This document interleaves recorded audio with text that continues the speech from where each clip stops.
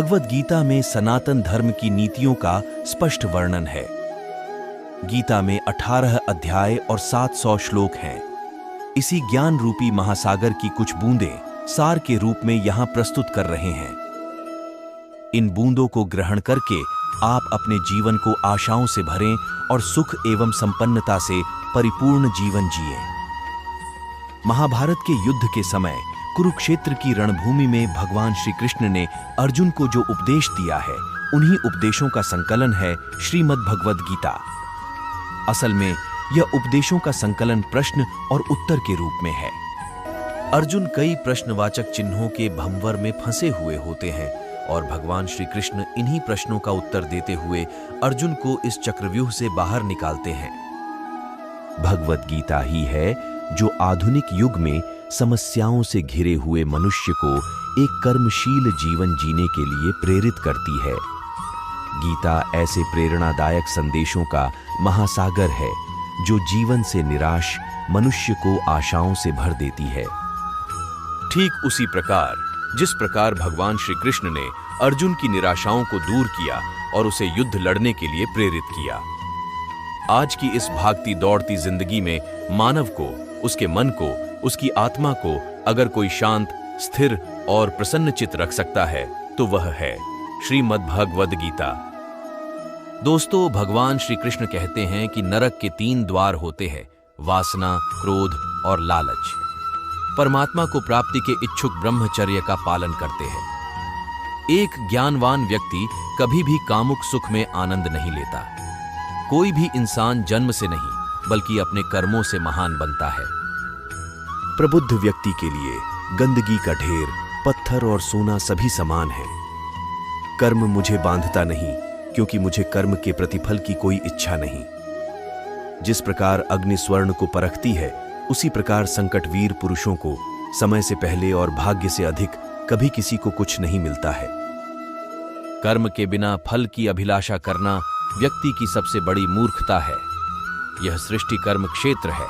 बिना कर्म किए यहां कुछ भी हासिल नहीं हो सकता। जो मन को नियंत्रित नहीं करते, उनके लिए वह शत्रु के समान कार्य करता है। जो दान बिना सत्कार के कुपात्र को दिया जाता है, वह तमसदान कहलाता है। अपने अनिवार्य कार्य करो, क्योंकि वास्तव में कार्य करना निष्क्रियता से बेहतर है। सदैव संदेह करने वाले व्यक्ति के लिए प्रसन्नता न इस लोक में है, न ही कहीं और। फल की अभिलाषा छोड़कर कर्म करने वाला पुरुष ही अपने जीवन को सफल बनाता है। जो हुआ वह अच्छा हुआ, जो हो रहा है वह अच्छा हो रहा है, जो होगा वो भी अच्छा ही होगा। मेरा तेरा, छोटा बड़ा, अपना पराया मन से मिटा दो, फिर सब तुम्हारा है और तुम सबके हो। मन की गतिविधियों, होश, श्वास और भावनाओं के माध्यम से भगवान की शक्ति सदा तुम्हारे साथ है। धरती पर जिस प्रकार मौसम में बदलाव आता है, उसी प्रकार जीवन में भी सुख दुख आता जाता रहता है। लोग आपके अपमान के बारे में हमेशा बात करेंगे। सम्मानित व्यक्ति के लिए अपमान मृत्यु से भी बदतर है। आत्मज्ञान की तलवार से अपने हृदय से अज्ञान के संदेह को काटकर अलग कर दो। उठो, अनुशासित रहो। सफलता जिस ताले में बंद रहती है, वह 2 चाबियों से खुलती है। एक कठिन परिश्रम और दूसरा दृढ़ संकल्प। मैं भूतकाल, वर्तमान और भविष्यकाल के सभी जीवों को जानता हूं, लेकिन वास्तविकता में मुझे कोई नहीं जानता है। जो दान कर्तव्य समझकर बिना किसी संकोच के किसी जरूरतमंद व्यक्ति को दिया जाए, वह सात्विक माना जाता है। जो पुरुष सुख तथा दुख में विचलित नहीं होता और इन दोनों में संभव रहता है, वह निश्चित रूप से मुक्ति के योग्य है। कर्म वह फसल है जिसे इंसान को हर हाल में काटना ही पड़ता है, इसलिए हमेशा अच्छे बीज बोए ताकि फसल अच्छी हो। जो लोग भक्ति में श्रद्धा नहीं रखते, वे मुझे पा नहीं सकते। अतः वे इस दुनिया में जन्म मृत्यु के रास्ते पर वापस आते रहते हैं। मैं धरती की मधुर सुगंध हूं, मैं अग्नि की ऊष्मा हूं, सभी जीवित प्राणियों का जीवन और सन्यासियों का आत्मसंयम भी मैं ही हूं। वह जो सभी इच्छाएं त्याग देता है और मैं और मेरा की लालसा और भावना से मुक्त हो जाता है, उसे शांति प्राप्त होती है। मेरे लिए न कोई घृणित है न प्रिय, किंतु जो व्यक्ति भक्ति के साथ मेरी पूजा करते हैं वो मेरे साथ हैं और मैं भी उनके साथ हूं। मनुष्य को जीवन की चुनौतियों से भागना नहीं चाहिए और न ही भाग्य और ईश्वर की इच्छा जैसे बहानों का प्रयोग करना चाहिए। मनुष्य को परिणाम की चिंता किए बिना, लोभ लालच बिना एवं निस्वार्थ और निष्पक्ष होकर अपने कर्तव्यों का पालन करना चाहिए। जिस तरह प्रकाश की ज्योति अंधेरे में चमकती है, ठीक उसी प्रकार सत्य भी चमकता है। इसलिए हमेशा सत्य की राह पर चलना चाहिए।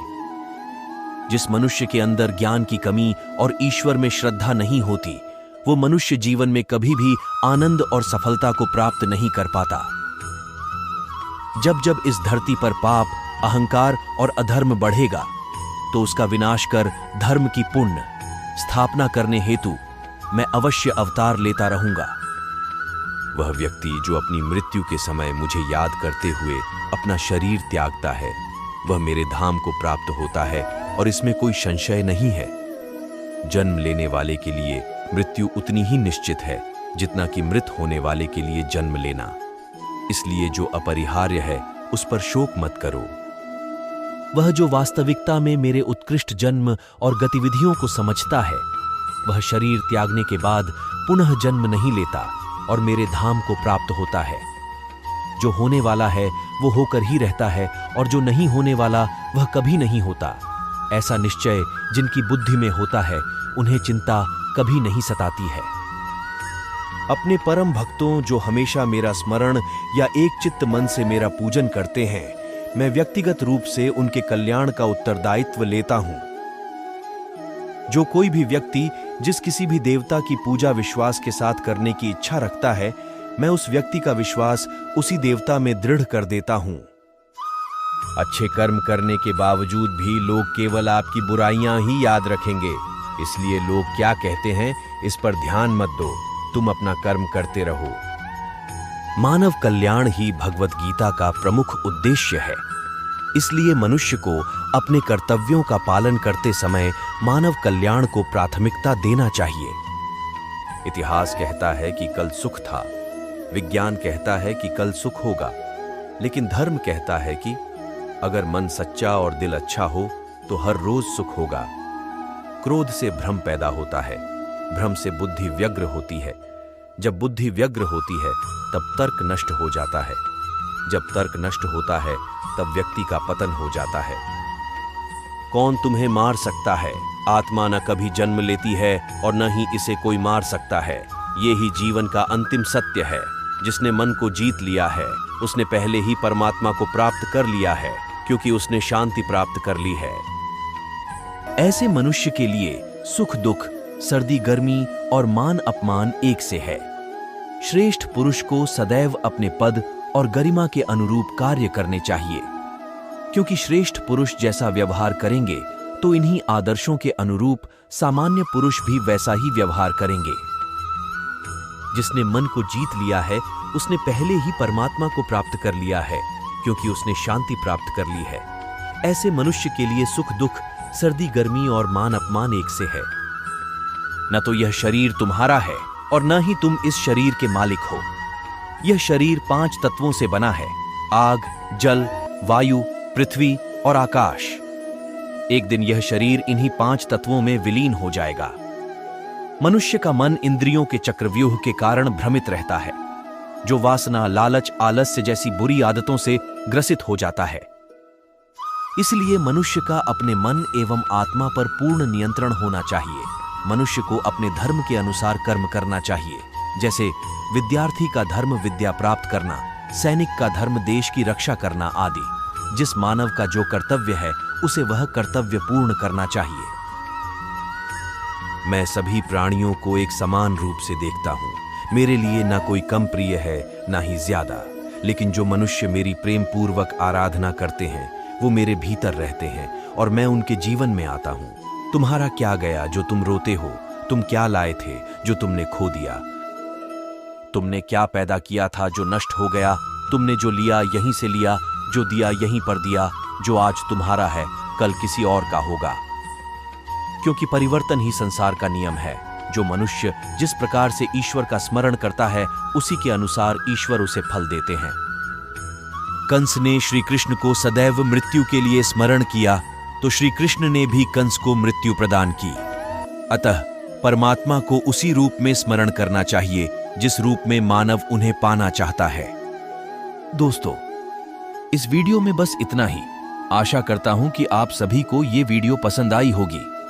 अगर वीडियो पसंद आई है तो हमारे चैनल को सब्सक्राइब करके वीडियो को लाइक जरूर करें